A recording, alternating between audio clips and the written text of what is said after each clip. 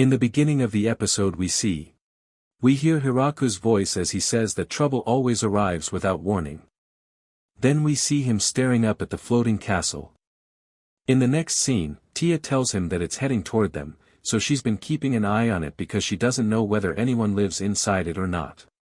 A moment later, some kind of demon projector appears in front of Hiraku, Lu, and Tia. The figure introduces himself, saying, "I am Great Kazudin, and the castle above you belongs to me. Now you have no way out." Hearing this, Hiraku asks, "So that means this is our enemy, right?" Tia replies that it certainly seems that way. We then see Hiraku summon his spear and launch an attack at the floating castle, breaking off some of the rocks underneath it. He's about to attack again when Kazudin suddenly apologizes and starts begging for forgiveness. In the next scene, Kazudin explains that the floating castle is called Sun Castle. He says that 1,000 years ago, during the war between humans and demons, Sun Castle was the home of the demigods who fought on humanity's side. Kazudin then explains that after a long war, his people drove the demigods away and took control of the castle. He himself is a descendant of those demons who once lived there. Hiraku asks why he was suddenly coming toward their village. Kazudin answers that he honestly doesn't know. The castle moves on its own, and according to an ancient pact, it automatically announces its intention to help humans. Seeing that as an opportunity, Kazudin declared war on them. After apologizing once again, Kazudin falls silent. Hiraku then explains that the castle is filled with monsters, so if they attack it recklessly, all of those monsters could start falling from the sky. The others suggest that they should go inside and find a way to control the castle instead. Tia then tells Hiraku to leave the investigation to them because controlling it may require angels. Hiraku asks why. Tia explains that her people were once known as demigods. Confused, Hiraku asks why they changed their name. Tia looks at him and says that it's because the ancient angels thought the name sounded too arrogant. In the next scene, we see them split into two teams. One team is going to enter the castle from above, while the other will enter from below. Both teams then head toward the castle, and Hiraku stays behind, sitting at the usual table because there isn't really anything else for him to do. After a while, Hiraku notices smoke rising from the castle, and explosions start going off around the lower sections of it. A little later, Urza and the Beastmen children arrive. Urza asks Hiraku what he's doing, and he replies that he's directing the operation from there. Hearing that, she points out that he doesn't look very busy. In the next scene, we see Hiraku playing games with them, and Urza ends up winning. After that, they immediately start another round. While they're playing, Hiraku keeps noticing more explosions happening throughout the castle. Before long, evening arrives, and everyone finally returns from their mission. Kazudin is with them as well. As soon as he arrives, he once again apologizes to Hiraku. In the next scene, everyone is gathered around eating dinner. Kazudin joins them and tries some rice balls. He absolutely loves them because, up until now, he had been living almost entirely on potatoes. When Hiraku hears that Kazudin has been eating nothing but potatoes since childhood, he gives him even more food. Kazudin then says that he would like to bring some of this food back to his people as well. Hearing that, Hiraku hands over an entire crate of food. A little later, Hiraku asks Tia how things are going inside the castle. She tells him that the situation is much more complicated than they expected, so it's going to take some time. Kazudin then comments that it's because they have demigods helping them. Tia immediately gets annoyed and reminds him that they already talked about that, so he should call them by the proper name. Looking completely terrified, Kazudin quickly corrects himself and refers to them as angels instead, saying that the age of demigods is over. After that, we move on to day 2 of the Sun Castle campaign. This time, we see Hiraku working with strawberries. He wonders if he can make crepes using jam and cream. While he's experimenting, Beelzebub arrives. He tells Hiraku that he heard some sort of battle might be taking place, so he came to check on the situation. Soon afterward, the two of them are sitting together drinking tea.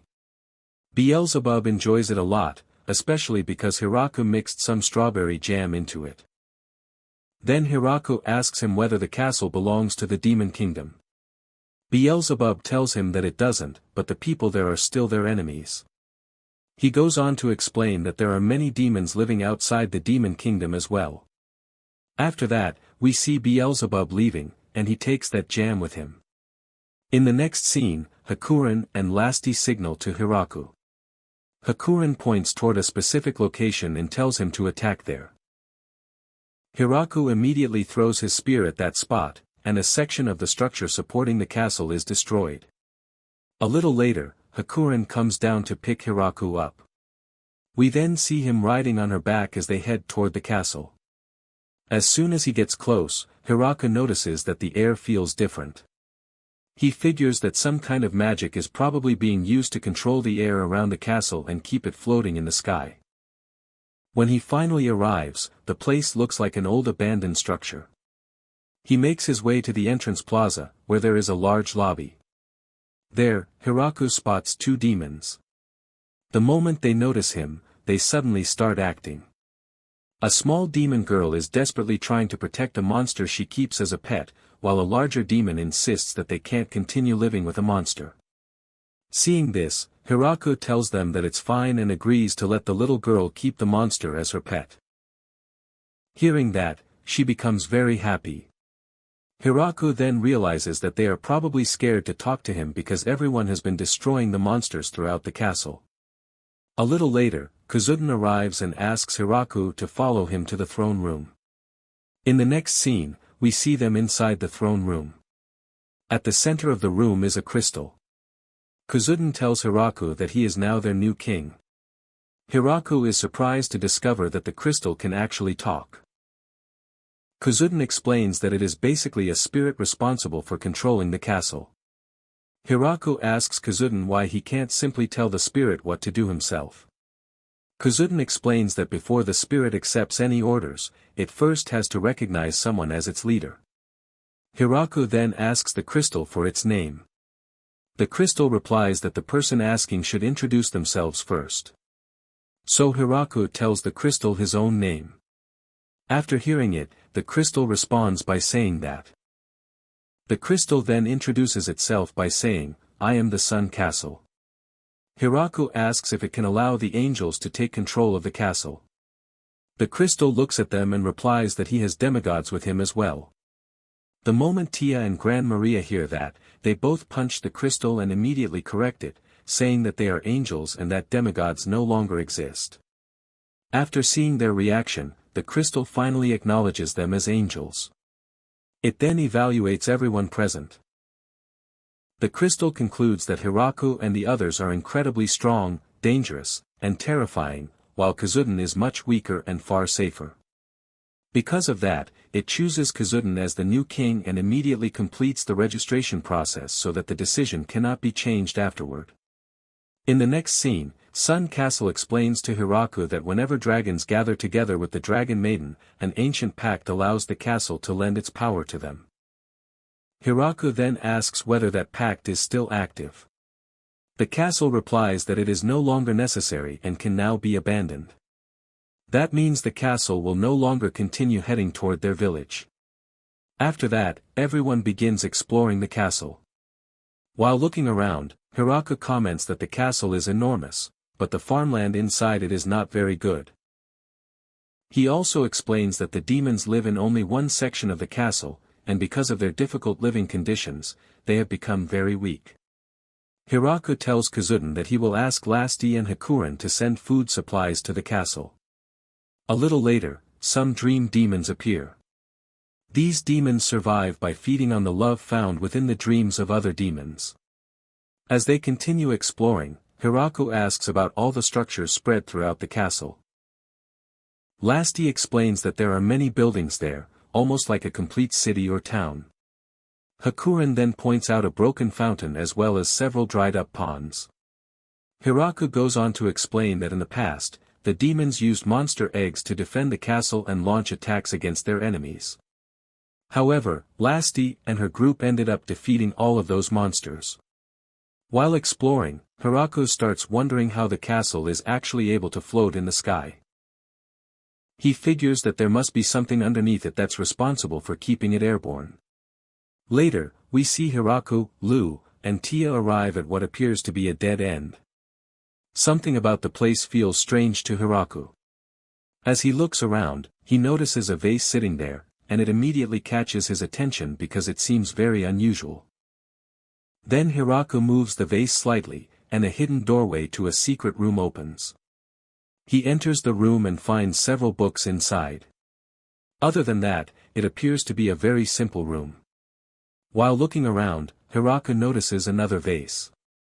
When he moves it, a gate opens in the entrance plaza. Even then, Hiraku still feels that something is off.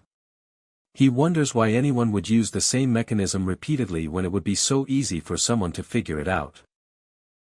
With that in mind, he turns the vase in a different direction. As soon as he does, the floor beneath him starts descending like an elevator. It carries him down to a hidden area where he finds a girl waiting there. She introduces herself by saying, "My name is Belle Fogum. I am the chief assistant to the ruler of Sun Castle.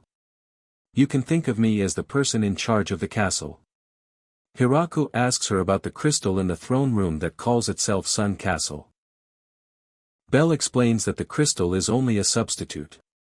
She then tells Hiraku that after overcoming countless hardships to reach this place, he is now worthy of receiving the Sword of the Sun. Calling him a hero, she presents the sword and declares that it now belongs to him. Belle then explains that the demon lord's weakness is the scales on his back. Hearing this, Hiraku immediately tells her that she has misunderstood the situation because he is not a hero. Belle replies that she already knows that. However, according to the prophecy, a hero would eventually arrive there, and since Hiraku has reached this place, he must be that hero. Hiraku responds by saying that he has no intention of defeating the demon lord. Belle tells him that he can do whatever he wants, but he should still take the sword. She explains that she was forced into this position long ago, and by accepting the sword, he will finally free her from her duty. She practically begs him to take it. Hiraku then asks if it would be fine even if he destroyed the sword. Belle immediately replies that it would. So Hiraku takes the sword. Belle thanks him and reveals that she has been trapped there for thousands of years. After that, Hiraku uses his almighty farming tool to turn the Sword of the Sun into mud. He says that he has no desire to possess a weapon whose sole purpose is to kill someone he personally knows. At first, he thinks that destroying such an important artifact right in front of Belle would probably upset her. However, when he looks at her reaction, he realizes that she doesn't seem bothered at all. Seeing that, Hiraku concludes that she must have genuinely hated her job all this time.